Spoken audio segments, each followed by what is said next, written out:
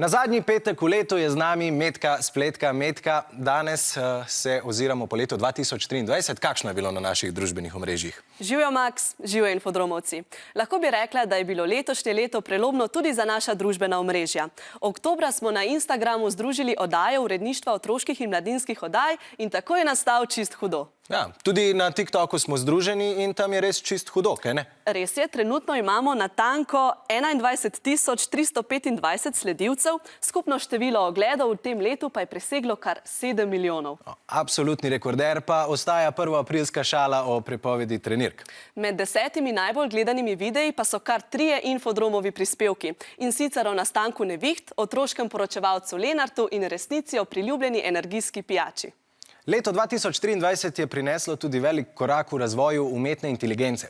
Številni ste že preizkusili ChatGPT. Nova spletna orodja za pomoč ali omejitev pri učenju pa se pojavljajo vsak dan. Tudi letos smo vas večkrat opozarjali na nevarnosti na spletu, zato vam v letu 2024 Metka Spletka želi predvsem varno uporabo spleta. No, tokrat v zadnji oddaji pa me je zanimalo, kakšno je delo spletnega vplivneža. Hej!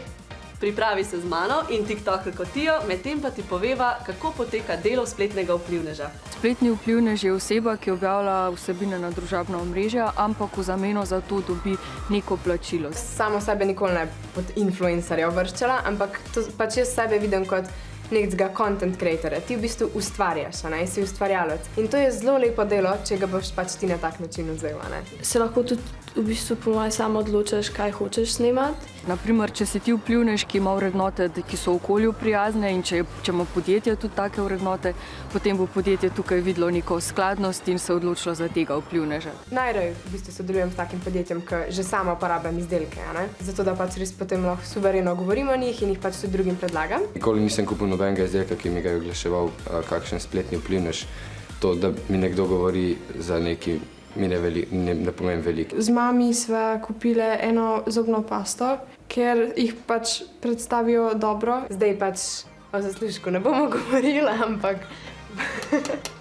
V Sloveniji vplivneži v povprečju zaslužijo okrog 500 evrov na mesec, tako da je to nekaj, kar imajo za zraven. Nekaj desetim je pa tudi v Sloveniji uspel, da je to njihova služba. No, zdaj zaenkrat še ni full time, zato ker mi je res prednost šola.